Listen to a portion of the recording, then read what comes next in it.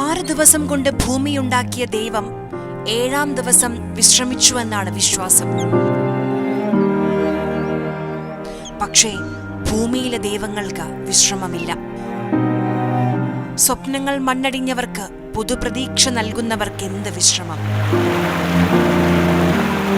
വയനാടിനെ നെഞ്ചോട് ചേർത്തവർക്ക് എന്ത് വിശ്രമം?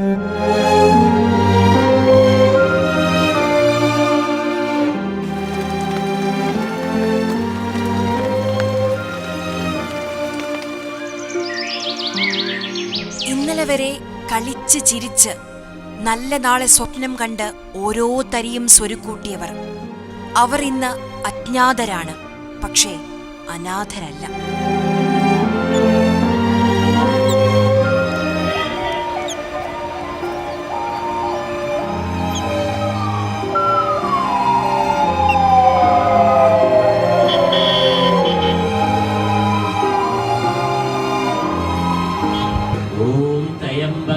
യജാമഹേ സുഗന്ധിം പുഷ്ടിവർദ്ധനം ദുർവാരികിമബന്ധനാത് മൃത്യോർമോക്ഷീയ മാ അമൃതാദയ. ശക്തിയും മഹത്വവും എന്നേക്കും അങ്ങേതാകുന്നു. ആമേൻ.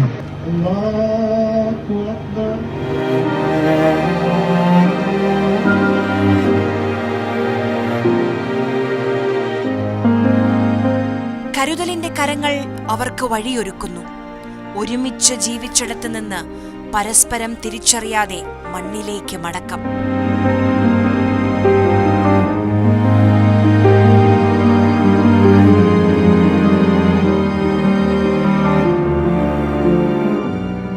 ഇംഗ്ലീഷ് അക്ഷരം ചേർത്തെഴുതിയ ഓരോ അക്കങ്ങളിലും ഓരോ പേരുകാരുണ്ട്. അവരെ തിരിച്ചറിയാൻ ഓരോ അടയാളപ്പെടുത്തലുകൾ.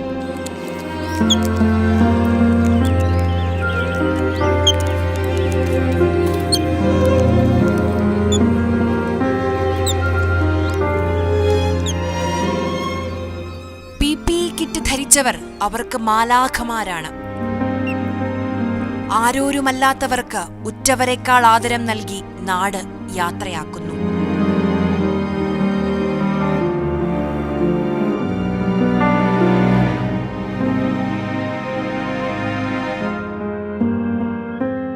ഒരിക്കൽ ഉരുളെടുത്ത പുത്തുമല പ്രായശ്ചിത്തം പോലെ മനുഷ്യന് അന്തിയുറങ്ങാൻ ഇടമൊരുക്കുന്നു.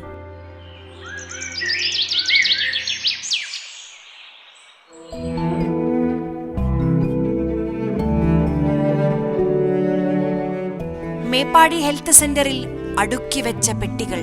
അതിൽ പ്രിയപ്പെട്ടവരുണ്ട്. ആരാകുമെന്ന് തിരിച്ചറിയാനാകാത്ത വേദന കണ്ണുകളിൽ നിറഞ്ഞൊഴുകുന്നുണ്ട്.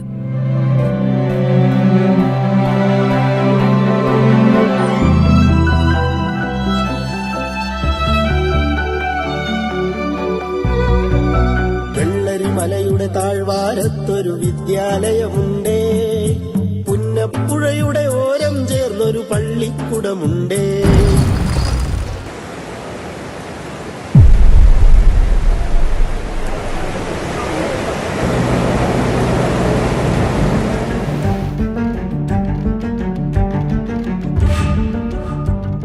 നാട് തന്നെ മാറിപ്പോയ കാഴ്ച. ചൂരൽമലയിൽ നിന്ന് തുടങ്ങും. അടുത്ത് വെള്ളാർമല സ്കൂൾ കാണാം. പുഴയുടെ മറുവശത്ത് വീടുകളുണ്ടായിരുന്നു. ആ ഭൂമി മാറി, ആ ഭൂപ്രദേശം മാറി, മേൽവിലാസം മാറി.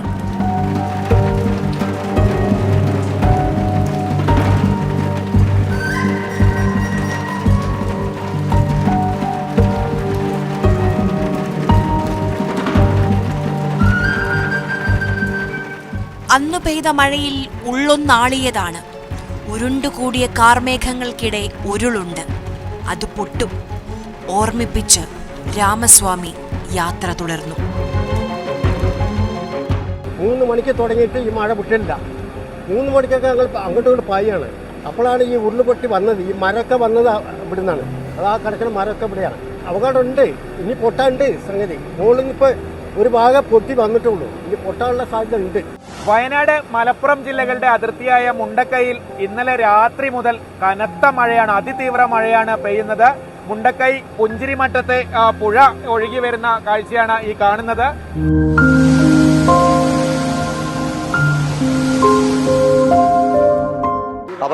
ഞാൻ അയാൾ പോയതിനപ്പുറം വീടുണ്ട്. മകന്റെ വീട്ടിൽ കിടക്കാൻ വന്നതാണ്. ഇവിടെ മക്കള് രണ്ടും കഴിച്ചിലായി. ഒരു തായനാട്ടിലുണ്ട്, ഒരുത്തൻ കൂടനൂരിൽ പഠിക്കുന്നുണ്ട് മക്കള്. അതായത് രാമസ്വാമിന്റെ പേരക്കുട്ടികൾ. അപ്പൊ രാമസ്വാമിന്റെ മകനാണ് വിജയവാളൻ. അവനും പോയി, രാമസ്വാമിയും പോയി. വിജയവാളനെ കിട്ടി. എങ്ങനെ മറിച്ചിട്ട് കിട്ടിയതാണ്. രാമസ്വാമിനെ എന്നെ കിട്ടിയിട്ടില്ല. ഞങ്ങൾ തന്നെ ഇവിടുന്ന് മാറാൻ വേണ്ടി തീരുമാനിച്ചിരിക്കുന്നു എന്ന് പറഞ്ഞ ആള് പിന്നെ കാണാനില്ല എന്ന് പറയുമ്പോൾ മനസ്സിന്റെ ഉള്ളിൽ നിന്നുണ്ടാകുന്ന ആ വികാരം പറഞ്ഞറിയിക്കാൻ പറ്റില്ല.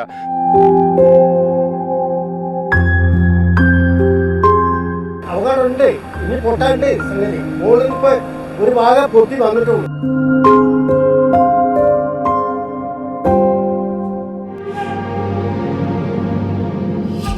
ആ നാട് കണ്ടാൽ തിരിച്ചറിയാത്ത ഇടമായി അവിടെ ഉണ്ടായിരുന്നവരെയും.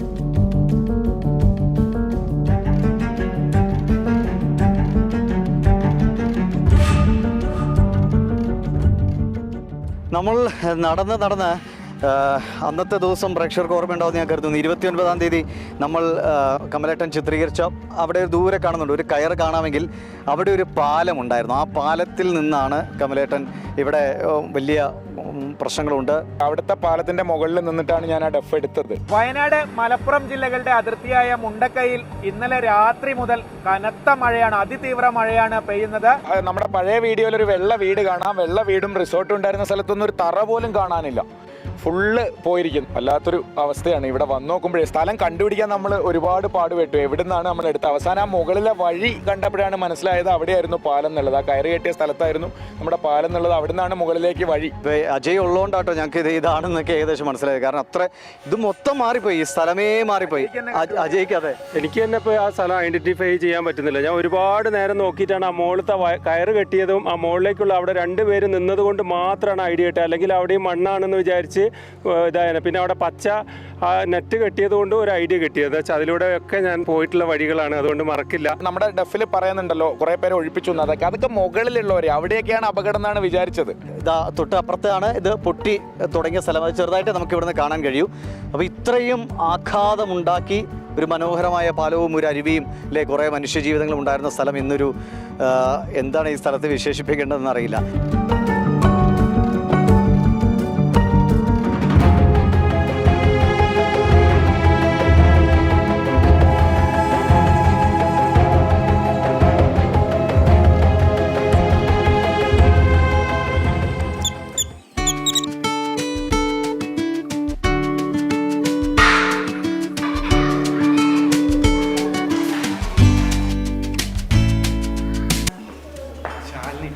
ശാലിനി ടീച്ചർ ഗ്രൗണ്ടിൽ പോയി കുട്ടികളെ കൊണ്ട്. ഗ്രൗണ്ട് താഴെയാ, ഇതിലെ അങ്ങോട്ട് ഇറങ്ങിയാൽ മതി.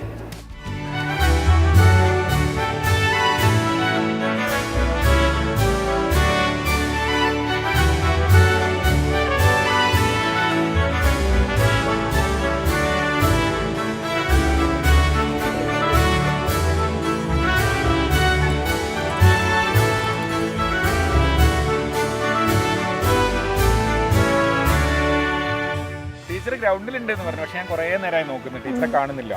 ഈ യൂണിഫോം ഇട്ടിട്ട് കുട്ടികളെ ഇടയ്ക്ക് എന്നിട്ട് മനസ്സിലായില്ല. ഇതെന്താ ഈ കുട്ടികൾ അതേ യൂണിഫോം ഇട്ടിട്ട് വരാനുള്ളൊരു? അത് കുട്ടികളായിട്ട് ഒരു ദിവസം അങ്ങനെ സംസാരിച്ചപ്പോൾ അവർക്ക് കളർ ഡ്രസ്സ് ഇടാനാണ് ഇഷ്ടം എന്ന് പറഞ്ഞു. ഡ്രസ്സിൻ്റെ നമ്മളിങ്ങനെ ഒരു ഇൻഫോർമൽ ടോക്കിൽ അപ്പോൾ യൂണിഫോം എന്തിനാണെന്നൊക്കെ ഉള്ളത് കുട്ടികൾക്കായിട്ട് ഇങ്ങനെ ഡിസ്കസ് ചെയ്തപ്പം അവർ അങ്ങനെ പിന്നെ ടീച്ചർമാരെന്താ യൂണിഫോം അല്ലാത്തതെന്നുള്ള ഒരു ചോദ്യം ഞാൻ പ്രതീക്ഷിച്ചിരുന്നു. നമ്മുടെ കുട്ടികളല്ലേ. കളിച്ചു ചിരിച്ച മുറ്റത്ത് കണ്ണീര് വന്നടഞ്ഞുകൂടി കിടക്കുന്നുണ്ട് മുണ്ടക്കൈ സ്കൂളിൽ. ഇപ്പോൾ നമ്മൾ പറയാറുണ്ട്, പലപ്പോഴും നമ്മൾ പല സ്കൂളുകളുടെ ബുദ്ധിമുട്ടുകൾ പങ്കുവയ്ക്കാറുണ്ട്. അപ്പോൾ അവിടെ എന്തെങ്കിലും സഹായങ്ങൾ എത്തി ആ ഒരു പോസിറ്റീവ് കഥ ആളുകളോട് വീണ്ടും പറയാൻ നമുക്ക് ഭാഗ്യം ഉണ്ടാകാറുണ്ട്. പക്ഷേ ഇവിടെ കമലേട്ടനെ സംബന്ധിച്ച് കമലേട്ടൻ ഈ സ്കൂളിൻ്റെ മനോഹരമായ കാഴ്ചകൾ പങ്കുവയ്ക്കുക. സ്കൂൾ നോക്കൂ, ഇതൊരു സ്കൂളായിരുന്നു. ഇത്രയേറെ അപ്പോൾ ഇവിടുത്തെ ഏറ്റവും സുന്ദരമായ മാലാഖ കുട്ടികളെയും അവരുടെ മാലാഖ അധ്യാപകരെയും പരിചയപ്പെടുത്തിയ കമലേട്ടൻ പക്ഷേ ഇന്ന് ഇവിടെ നിൽക്കുമ്പോഴുള്ള മാനസികാവസ്ഥ എന്താണെന്ന് ഊഹിക്കാമെന്നല്ലോ. കമലേട്ടൻ, ഇത് വല്ലാത്തൊരവസ്ഥയാണ്. അല്ല, ഞാനാണ്, എനിക്ക് തോന്നുന്നു മറ്റാരെങ്കിലും അതിന് മുന്നേ വന്നോ അറിയില്ല. നമ്മൾ ഈ ദുരന്തം ഉണ്ടായതിനു ശേഷം ഈ മുറ്റത്തേക്ക് മീഡിയയിൽ നിന്ന് വരുന്ന ആദ്യത്തെ ആൾ ഞാനാന്ന് തോന്നുന്നു. അല്ലെങ്കിൽ ചിലപ്പോൾ 5 മിനിറ്റ് മുന്നേ വേറെ ഇങ്ങോട്ട് ഇറങ്ങിയോന്ന് അറിയില്ല. പക്ഷെ അന്ന് വന്നപ്പോഴും എനിക്ക് ഇപ്പോഴും ഇങ്ങോട്ട് ഇറങ്ങാൻ പറ്റുന്നില്ല. എന്താ വെച്ചാൽ അന്നത്തെ ആ ചിത്രം മനസ്സിൽ നിന്ന് പോകുന്നില്ലല്ലോ. നമ്മൾ ഇതിൽ കൂടെ ഇറങ്ങി വന്നു, ആ കുട്ടികളെ. അപ്പോൾ ഷമീർ അവിടെയൊക്കെ ഈ ബിൽഡിങ്ങിൽ അതൊരു ക്ലാസ് റൂമിൽ നിന്നാണ് നമ്മൾ പിന്നെ അന്ന് ആദ്യത്തെ ഷോട്ടൊക്കെ എടുത്തതെന്ന് തോന്നുന്നു. അത് കഴിഞ്ഞ് ഈ ഗ്രൗണ്ടിലേക്ക് ഇറങ്ങി. ഈ ഗ്രൗണ്ടിൽ ാണ് നമ്മൾ ആ സൈക്കിൾ ചവിട്ടുന്നൊക്കെ ഷൂട്ട് ചെയ്തത്. അപ്പം ചെറിയൊരു കാണുന്ന പ്രേക്ഷകരെ, ഇത് ഗ്രൗണ്ടായിരുന്നു. കുറേ കുട്ടികൾ സൈക്കിൾ ചവിട്ടിയില്ലേ, അധ്യാപകരും ഒക്കെ ആയിട്ട് ഏറെ സന്തോഷം. ഈ സൈക്കിളിന്റെ ഇതെങ്ങനെ, ഈ സൈക്കിളിൽ കയറിയിട്ടുള്ള വീഡിയോ എത്ര ഹിറ്റായേ? PT period. അപ്പോൾ PT പീരീഡ് നമ്മൾ ഗ്രൗണ്ടിൽ വന്നപ്പോൾ നമ്മുടെ ക്ലാസ്സിൽ ഒരു കുട്ടിയുടെ സൈക്കിൾ കൂടി ഉണ്ടായിരുന്നു. അതാണ് ഈ സൈക്കിൾ. അപ്പോൾ അങ്ങനെ അത് കണ്ടപ്പോൾ ഒരു കുട്ടിക്ക് ഭയങ്കര ആഗ്രഹം അതിൽ കയറാൻ. അപ്പോൾ ഞാൻ ആദ്യം 2-3 കുട്ടികളെ, ഒരാളെ ആദ്യം കയറ്റി. പിന്നെ ചോദിച്ചു, നിങ്ങൾക്ക് എല്ലാവർക്കും സൈക്കിൾ ചവിട്ടാൻ അറിയുമെന്ന് ചോദിച്ചപ്പോൾ 2-3 കുട്ടികൾക്ക് സൈക്കിൾ ചവിട്ടാൻ അറിയില്ലായിരുന്നു. പിന്നെ അവരെ ഇതിൽ കയറ്റി ഇരുത്തിയിട്ട് ഉന്തി ഇതിലൂടെയൊക്കെ കുറച്ച് നേരമൊക്കെ അവരുടെ ഒരു പേടിയൊക്കെ മാറി. സൈക്കിൾ കയറണം എന്നുള്ളൊരു ആഗ്രഹമൊക്കെ തോന്നി അവർക്ക്. അങ്ങനെ അത് കഴിഞ്ഞിട്ട് തിരിച്ച് നമ്മൾ ക്ലാസ്സിലേക്ക് പോകാൻ വേണ്ടി നോക്കുമ്പോഴാണ് ഇതിൻ്റെ സ്റ്റാൻഡ് കാണുന്നത്. അപ്പം ഞാനും ഈ സ്റ്റാൻഡ് ആദ്യമായിട്ടാണ് കാണുന്നത്. അപ്പോൾ നമ്മുടെ 2 കുട്ടികൾക്ക് ആഗ്രഹം, ടീച്ചറെ ഞങ്ങളെ അതിൻ്റെ പുറയിൽ വെച്ചിട്ടൊന്ന് ചവിട്ടോന്ന് ചോദിച്ചിട്ട്. അപ്പോൾ അങ്ങനെ ചവിട്ടിയതാണ്. അങ്ങനെ ചവിട്ടി. അപ്പം ഇവരുടെ സന്തോഷം കണ്ടപ്പം അവരിങ്ങനെ പുറകിൽ നിന്ന് പോകുന്നത് അവർ കണ്ടോട്ടെ എന്ന് കരുതിയിട്ട് നമ്മുടെ ക്ലാസ്സിലെ ഈ സൈക്കിളിൻ്റെ ഉടമസ്ഥൻ മോൻ, അവന് വീഡിയോ എടുത്തതാണ് ഫോണിൽ. അത് പിന്നെ അങ്ങനെ വൈകുന്നേരം വീട്ടിൽ ചെന്ന് വെറുതെ നോക്കി. അപ്പോൾ നല്ല രസമുണ്ട് അവരുടെ നിപ്പൊക്കെ കാണാൻ. അപ്പോൾ നമ്മുടെ 2 സുഹൃത്തുക്കൾ ആയിട്ട് ഇങ്ങനെ പറഞ്ഞു, ഇങ്ങനെ ഒരു സൈക്കിളിൽ കയറി, ഇങ്ങനെ സ്റ്റാൻഡുള്ള സൈക്കിളാണ്, നല്ല രസമുണ്ടായിരുന്നു. അപ്പം അങ്ങനെ അവർക്ക് വീഡിയോ അയച്ചു കൊടുത്തപ്പോൾ അവർ അങ്ങനെ അധ്യാപക കൂട്ടം എന്ന് പറയുന്ന നമ്മുടെ സുഹൃത്താണ് രതീഷ്. അപ്പോൾ ആ ഫേസ്ബുക്ക് പേജിൽ ഷെയർ ചെയ്തു. അങ്ങനെയാണ് അതിങ്ങനെ എത്തിയത്.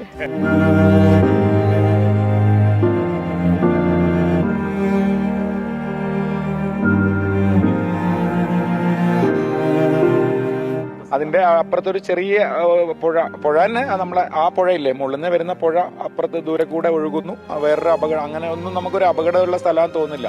അതിന്റെ അക്കരെ കുറച്ച് വീടുകൾ, അവിടെ ഒരു ചെറിയ പാലം ഉണ്ടായിരുന്നു പുഴയ്ക്ക് കുറുകെ, അത് പോയി ഈ ഉരുൾപൊട്ടലിൽ. പക്ഷെ അന്നത്തെ ആ ചിത്രം, അതിൽ 7ാം ക്ലാസ്സിലിപ്പം ഉണ്ടായിരുന്ന ഒരു ക്ലാസ്സിലെ മാത്രം 5 കുട്ടികൾ മിസ്സിംഗ് ആണെന്ന് പറഞ്ഞു. ആകെ എത്ര കുട്ടികൾ മിസ്സായെന്ന് എനിക്ക് അറിഞ്ഞുകൂടാ. ഇനി ഇപ്പോൾ ഈ സ്കൂള് പുനർനിർമ്മിച്ച് നൽകുമെന്ന വാഗ്ദാനമുണ്ട്. പക്ഷേ അത് ഇവിടെ പ്രായോഗികമാണോ എന്നറിയില്ല. ഇനി ആണെങ്കിൽ തന്നെ അധ്യാപകർ ആ കുട്ടികളൊക്കെ സ്കൂളിലേക്ക് വരുമ്പോൾ അവസ്ഥ വളരെ വലിയ വിഷമമാണ്. പക്ഷേ ഞാൻ വീണ്ടും പറയുകയാണ്, ഇപ്പോൾ നേരത്തെ ഈ സങ്കടങ്ങൾ കാണിക്കണമെന്ന് ചോദിച്ച പ്രേക്ഷകനോട് തന്നെ വീണ്ടും പറയുകയാണ്, ഇവിടെ നിന്ന് തിരിച്ചു വരാൻ പറ്റുമെന്നേ. നമ്മൾ എത്രയോ ദുരന്തങ്ങൾ കിടന്നല്ലേ കമലട്ടെ, ഇതിൽ നിന്ന് തിരിച്ചു വരാൻ പറ്റും. നമ്മൾ കുറച്ച് കഴിയുമ്പോൾ ആ കൂടുതൽ മാലാഖക്കുട്ടികളും കൂടുതൽ ടീച്ചർമാരുമായി ഈ മുണ്ടക്കയിലെ സ്കൂളിൽ മറ്റൊരിടത്ത് മനോഹരമായി നിൽക്കുന്ന നമുക്ക് കാണാൻ പറ്റും, കാണിക്കാൻ പറ്റണം.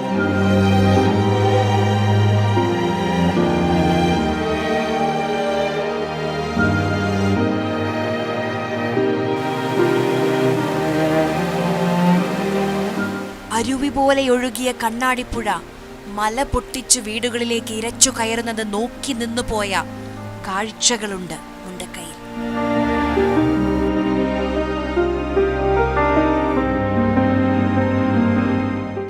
കാണുന്നത് അത്രയും സങ്കടമുണ്ടാക്കുന്ന കാഴ്ചകളാണ്, ഞെട്ടലുണ്ടാക്കുന്ന കാഴ്ചയാണ്. ഇത് ഇവിടെ എത്തുന്ന ആളുകൾക്ക് മാത്രം അനുഭവിക്കാൻ അല്ലെങ്കിൽ തിരിച്ചറിയാൻ പറ്റുന്നൊരു ദുരന്തമാണ്. കാരണം നമ്മൾ ഈ പുറമെ നിന്ന് കാണുമ്പോഴൊക്കെ, നമ്മളിപ്പോൾ ആകാശ ദൃശ്യങ്ങൾ കാണുമ്പോൾ ഇതൊക്കെ ആദ്യഘട്ടത്തിൽ നമ്മളൊരു ഞെട്ടലോടെ കണ്ടെങ്കിൽ പിന്നെ ഒരു ദൃശ്യം കാണുന്നതിൻ്റെ ഒരു കൗതുകത്തിലേക്കൊക്കെ മനുഷ്യന് സാധാരണ മാറും. അത് ഉറപ്പായുള്ള ഇപ്പോൾ മാധ്യമങ്ങളിലൂടെ ആകാശ ദൃശ്യം കാണുമ്പോൾ നമ്മൾ പെട്ടെന്ന് ആദ്യം ഇത്രയും സ്ഥലം പോയോ, ഇത്രയും വലിയ ദുരന്തം ഉണ്ടായെന്ന് തോന്നിയാൽ അടുത്ത ഘട്ടം ഇതിലെ കമലേട്ട ഒരു കൗതുകമാണ്. പുറമെയുള്ളവർക്ക് കൗതുക കാഴ്ച ഒരുപക്ഷെ മാറിയേക്കാം. പക്ഷേ ഇവിടെ അതല്ല സ്ഥിതി. ഇതിനെ ഇത്രയും വലിയ ആഘാതം ഒരിക്കലും പ്രതീക്ഷിക്കാത്ത ഒരു ജനതയാണ്. 1-2 പേർ പോകുന്നത് പോലെയല്ലല്ലോ, ഒരു ഉറ്റവരും അയൽവാസികളും അല്ലെങ്കിൽ ഒരു നാട് മുഴുവൻ. ഇനിയിപ്പോൾ നമുക്ക് വൈകുന്നേരം വന്നിരുന്ന മെസ്സേജുകൾ നോക്കിയാൽ മതിയല്ലേ അജയ്? നമുക്ക് സാധാരണ ഇതിപ്പോൾ ഒരു ഗ്രൂപ്പ് ഉണ്ടായാൽ ഒരു ഗുഡ് നൈറ്റ് പറയുന്ന മെസ്സേജുകളുണ്ടല്ലോ. പക്ഷേ അതിൻ്റെ എണ്ണം കുറയുമ്പോൾ അറിയാം. ഞാനൊക്കെ 3, 4, 5 ഗ്രൂപ്പുകളിലുള്ള ആളാണ്. ഗുഡ് മോർണിംഗ്, ഗുഡ് നൈറ്റ് ഇപ്പോൾ കാണാറില്ല. ഇപ്പോൾ എന്തായി എത്ര ആളുകൾ, എന്താണ് ഇനി സംഭവിക്കാൻ പോകുന്നത്? ഇതായിരുന്നു ആളുകളുടെ ഉള്ളിലൊക്കെ ഉള്ള സംഭവങ്ങൾ. ഇപ്പോൾ അതാണ് നടന്നുകൊണ്ടിരിക്കുന്നത്. ഇവിടുത്തെ ഒരു പ്രാദേശിക ഓഫീസാണെന്ന് മനസ്സിലാക്കുന്നു. ഇനിയിപ്പോൾ ഈ കെട്ടിടമൊക്കെ പൂർണ്ണമായും പൊളിച്ചു മാറ്റണം. കാരണം ഇതിങ്ങനെ നിർത്തുന്നതിനെ കണ്ടോ, ഈ പില്ലറൊക്കെ പൊട്ടി നിൽക്കുകയാണ്. ഏത് നിമിഷവും അത് താഴെ വീഴാനുള്ള സാധ്യതയുണ്ട്. അതുകൊണ്ടാണ് ഈ ഒരു അകലത്തിന് വേണ്ടി ഇതൊക്കെ കെട്ടിയിരിക്കുന്നത്. കാണുമ്പോൾ മാത്രമേ ഇത് തിരിച്ചറിയാൻ കഴിയൂ. ഇതിൻ്റെ ഭീകരത അല്ലെങ്കിൽ ഇവിടുത്തെ ജനങ്ങൾ അനുഭവിച്ച വേദന, അന്നത്തെ ഭയം, ആ മണിക്കൂറുകളിലെ ഭയമുണ്ടല്ലോ, ജീവന് വേണ്ടിയുള്ള ഭയം. ഇവിടെ ക്രിസ്ത്യൻ ദേവാലയമുണ്ട്, അത് അതിൻ്റെ ഈ അടിത്തറയൊക്കെ ഇളകിയ അവസ്ഥയിലാണ്. പക്ഷെ അവിടെയൊക്കെ കയറി നിന്നൊക്കെയാണ് ആളുകൾ രക്ഷപ്പെട്ടിട്ടുണ്ടാവുക. അവിടെ നിന്ന് നോക്കിയവരുടെ ഒരു മനസ്സ്, രാത്രി ആയതുകൊണ്ട് നമുക്ക് ആ കാഴ്ചകൾ, പക്ഷെ രാവിലെ എത്തി ഇവിടെ നിന്ന് അങ്ങോട്ടേക്ക് നോക്കുമ്പോൾ അവരുടെ നെഞ്ചു പൊട്ടിയത് എങ്ങനെയായിരിക്കുമെന്ന് അല്ലേ. എനിക്ക് ജ്യേഷ്ഠൻ്റെ 7 പേര് മരിച്ചുപോയി. മാഷൻ, അമ്മായിമ്മ, അളിയന്, മരുമകള്, 3 പിള്ളേർ. അതിൽ 4 പേരെ കിട്ടിയുള്ളൂ, 3 പേരെ കിട്ടാൻ. ഇത് ഒരു വീടായിരുന്നേ, ഇറയം. പക്ഷേ അങ്ങോട്ടേക്ക് ചെളിയാണ്. ഇവിടെ വരെ നിൽക്കാൻ പറ്റുമെന്ന് തോന്നുന്നു, ഒരു കല്ലുള്ളതുകൊണ്ട്. അപ്പോൾ ഇതാണ് അവസ്ഥ. ഇത്രയും ചെളി കയറി അവിടുത്തെ ചിത്രങ്ങളൊക്കെ ഉണ്ട്. ആ ഫോട്ടോ കണ്ടില്ലേ, കണ്ടോ, ആ പളനിസ്വാമിയുടെ അമ്മയുടെ ചിത്രമാണെന്നാണ് ഞാൻ കരുതുന്നത്. ഇത്രയും ഉയരത്തിലേക്ക്, ഏകദേശം ഒരു 150 മീറ്റർ ഉയരത്തിലേക്ക് വെള്ളം അടിച്ചാലേ അല്ലേ ഇത്രയും ചെളിയും ഒക്കെ ഇവിടെ വന്ന് അടിയാൻ സാധ്യതയുള്ളൂ. ഇത്രയും ഉയരത്തിലേക്ക് ഈ വെള്ളം ഇടിച്ചു കയറുന്ന ആരെങ്കിലും വിചാരിക്കും? അപ്പോൾ മാറാത്തവരെ നമുക്ക് ഒരിക്കലും കുറ്റപ്പെടുത്താൻ കഴിയില്ല. അവർ ഒരിക്കലും വിചാരിച്ചിട്ടില്ല. അവരുടെ വീടകങ്ങൾ സുരക്ഷിതമാണ് എന്ന് തന്നെ കരുതി ജീവിച്ച മനുഷ്യരാണ്. മകൻ ഇവിടെയാണ് താമസിച്ചിരുന്നത്. അപ്പം മകൻ്റെ കുടുംബക്കാരെന്തായിരിക്കും, അവിടെ ഉരുൾ ആദ്യം പൊട്ടിയതിൽ അവിടെ വീടുണ്ട്. അവരെയും വരിയനും ഒന്നായിട്ട് ഇവിടെ താമസിച്ചു. 9 ആളും പോയി. ഇന്നിനാ വരികയാണ്. അവിടെ 5-6 കോഴിക്കളെ അടച്ചിട്ടിരുന്നത്. ജീവിച്ചിട്ടുണ്ടെങ്കിൽ തുറന്നുവിടുക, ചെത്തിട്ടുണ്ടെങ്കിൽ വലിച്ചിടുക. ചില മനുഷ്യർക്കെങ്കിലും അവർക്ക് തിരിച്ചു വരാനുള്ള ഒരു ചെറിയൊരു പ്രതീക്ഷയുടെ നാളം അവരിൽ നമ്മൾ കാണുന്നുണ്ട്. അപ്പോൾ ആ പ്രതീക്ഷ തന്നെയാണ് ഇനി നമ്മൾ സത്യത്തിൽ വളർത്തേണ്ടത്. ഞാനിപ്പോൾ സങ്കടത്തിന്റെ കാഴ്ചകളായി വീണ്ടും അവതരിപ്പിക്കുക എന്നതല്ല, പ്രേക്ഷകരുടെ ശ്രദ്ധയിലേക്കാണ് ഇത്രയും ദുരന്തമാണ് ഇവിടെ സംഭവിച്ചത് എന്ന് ഒന്ന് ഓർമ്മപ്പെടുത്താൻ വേണ്ടിയാണ്. പക്ഷെ ഇതിനെ മറികടക്കാനുള്ള ഒരു ശേഷി നമുക്കാകെ ഉണ്ടാകട്ടെ. ഇത് ചേട്ടൻ്റെ ഓട്ടോറിക്ഷയാണോ? എൻ്റെ ഓട്ടോറിക്ഷയാണ്. ഇത് എൻ്റെ ഓട്ടോറിക്ഷയാണ്. ഞാനിപ്പോൾ എടുത്തിട്ട് 3 മാസമായിട്ടുള്ളൂ.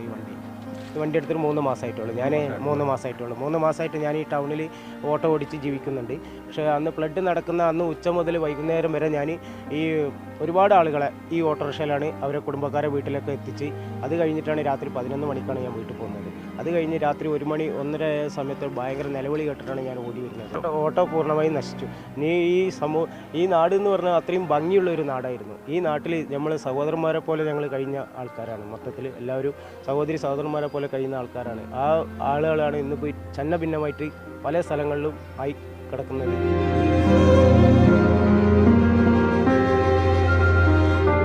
ഈ സമയവും കടന്നു പോകും. മലയുടെ താഴ്വാരത്ത് ആൾക്കൂട്ടമുണ്ട്, കേരളമുണ്ട്. അവർ ഈ നാടിനെ കൈവിടാതെ കാക്കും.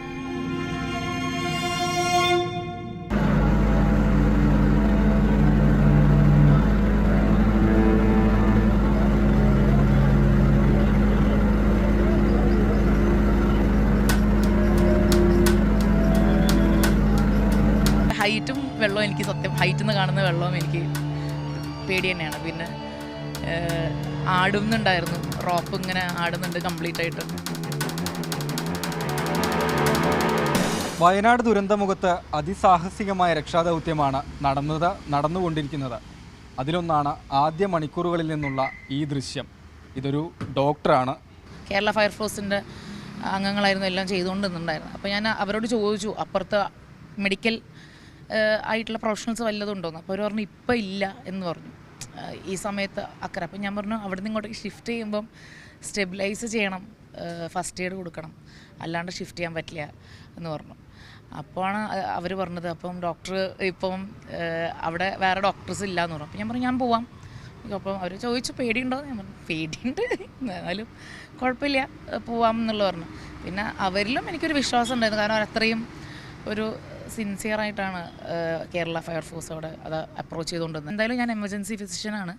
ഞങ്ങളാണ് ഇതിൻ്റെ ഇങ്ങനത്തെ എമർജൻസീസ് റെസ്ക്യൂ ഓപ്പറേഷൻസിലൊക്കെ സാധാരണ പോവാറും ഫസ്റ്റ് എയ്ഡും ഒക്കെ കൊടുക്കുന്ന ഡോക്ടേഴ്സ്. അതിൽ ഞങ്ങളതിന് ആയിട്ടാണ് അത് ലൈക്ക് സ്പെഷ്യലൈസ് ചെയ്തിരിക്കുന്നത്.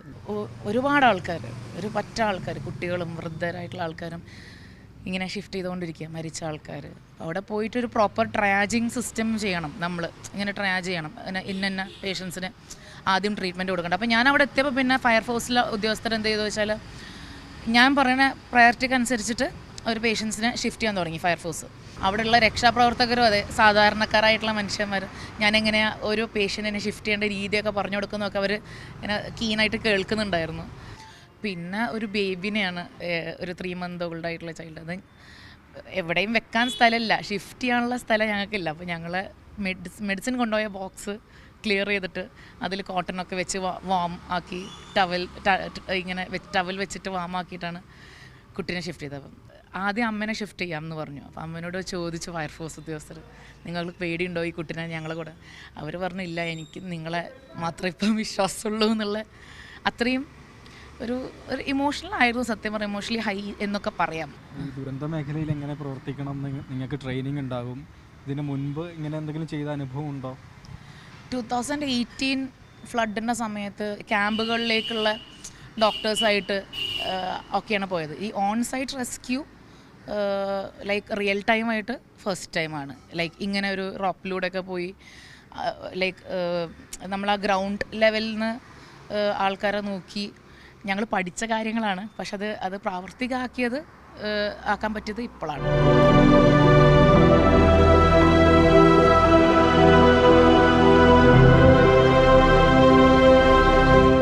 ഓരോ ജീവനും ചേർത്തു പിടിക്കും.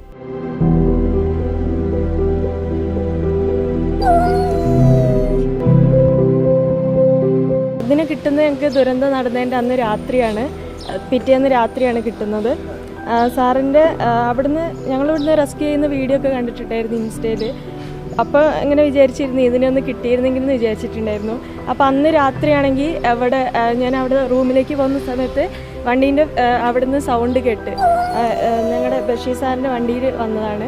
അപ്പോൾ പിന്നെ അതിന് ഫുള്ള് മണ്ണിൽ പൊതിഞ്ഞ് കിടക്കുകയായിരുന്നു. മണ്ണൊക്കെ ഉണ്ടായിരുന്നു, വാലിൽ ഫുള്ള് മണ്ണുണ്ടായിരുന്നു. അതൊക്കെ തുടച്ച് മാറ്റി പിന്നെ ഫുഡൊക്കെ കൊടുത്ത് അന്ന് ഭയങ്കര കരച്ചിലൊക്കെ ആയിരുന്നു. ഫുഡൊക്കെ കൊടുത്തിപ്പോൾ നല്ല ഇണങ്ങി നിൽക്കുന്നുണ്ട്. ഇപ്പോൾ കുറച്ച് പേടിയൊക്കെ കുറഞ്ഞിട്ടുണ്ട്. ആദ്യമൊക്കെ നല്ല പേടിയുണ്ടായിരുന്നു. പരിക്കെന്തെങ്കിലും ഉണ്ടോ? ഇപ്പം പരിക്കൊന്നുമില്ല, ഹെൽത്തിയാണ്. വീട്ടിൽ വളർത്തിയ പൂച്ചയാണെന്ന് തോന്നുന്നുണ്ടോ? വീട്ടിൽ അതെ നന്നായിട്ട് നമ്മൾ അവരുടെ ഫാമിലി ചിലപ്പോൾ നന്നായിട്ട് നോക്കിയിട്ടുണ്ടാവും. ഇതേപോലെ നല്ല പെറ്റ് ചെയ്ത് വളർത്തിയാന്ന് തോന്നുന്നു. കാരണം ഇപ്പോൾ ഞാൻ അങ്ങനെ പിടിക്കുമ്പോൾ തന്നെ ഭയങ്കര കംഫർട്ടായിട്ട് ഇരിക്കുന്നുണ്ട്.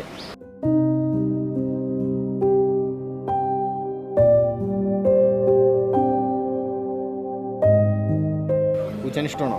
അതെ. പൂച്ചനെ മാത്രം? വീട്ടിൽ പൂച്ചയുണ്ടോ? വീട്ടിൽ പൂച്ചയുണ്ട്. ഇപ്പോൾ 3 പേരുണ്ടായിരുന്നു. പക്ഷെ ഒരു പൂച്ച ഇത് വരുന്നതിൻ്റെ അന്ന് തന്നെ മിസ്സിങ് ആയിരുന്നു. അതിൻ്റെ പകരം ദൈവം തന്നെയാണ്. പേര് നൈല എന്നിട്ടിട്ടുണ്ട്. ഫുഡ് നമ്മൾ മീൻ കൊടുക്കാറുണ്ട്, പിന്നെ പാല് കൊടുക്കാറുണ്ട്. ആദ്യത്തെ ദിവസം കഴിച്ചില്ല.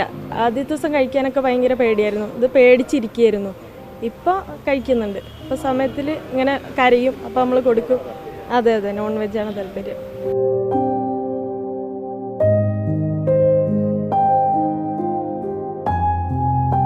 ഇപ്പോൾ ദുരന്തമുഖത്ത് പോയ സമയത്ത് അവിടെ ഇതേപോലെ കുറേ ഡോഗ്സൊക്കെ ഇങ്ങനെ അവരുടെ ഓണേഴ്സിനെ എങ്ങനെ തിരഞ്ഞ് നടക്കുന്നുണ്ട്. അപ്പോൾ നമ്മൾ ഫുഡൊക്കെ കൊടുക്കുന്ന സമയത്താണെങ്കിലും അവരതൊന്നും കഴിക്കില്ല. അവരിങ്ങനെ തിരഞ്ഞ് നടക്കുന്ന ഒരു ദയനീയമായ കാഴ്ചയാണ് കാണുന്നത്.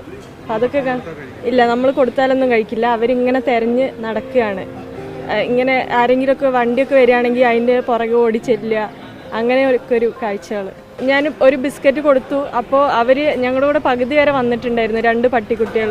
പക്ഷേ പിന്നെ കുറച്ച് കഴിഞ്ഞപ്പോൾ അവരെ കാണാനില്ല. അവർ എന്തോ തിരഞ്ഞ് അങ്ങനെ പോയി.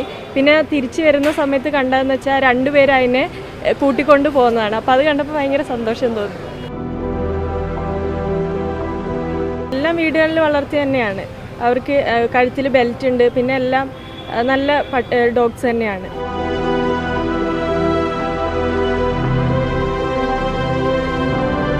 നമ്മളിപ്പോൾ ആദ്യമായിട്ട് കാണുകയാണ് അങ്ങനെ ഒരു ദുരന്തമുഖം. മുമ്പ് എക്സ്പീരിയൻസ് ഒന്നുമില്ല, TV യിലൊക്കെ കണ്ടിട്ടുള്ളതേ ഉള്ളൂ, പുത്തുമല ദുരന്തമൊക്കെ.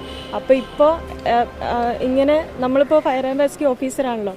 അപ്പോൾ അങ്ങനെ ഒരു രീതിയിൽ അവിടെ പോകുമ്പോഴത്തേക്ക് കുറേ ഡെഡ് ബോഡീസ് കാണുന്നു, പിന്നെ കുറേ പേര് രക്ഷിക്കുന്നൊക്കെ പറഞ്ഞ് ഇതാവുന്നു.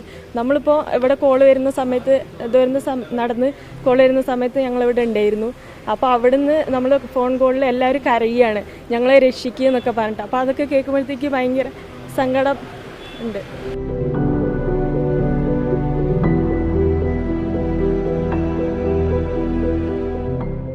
അതിജീവനമാണ്. ഓരോ മണ്ണിലും പുതുനാമ്പുകൾ വിടരും. എങ്ങനെ തോൽക്കാനാണ്? കരള് പങ്കിടുകയല്ലേ നമ്മുടെ കേരളം.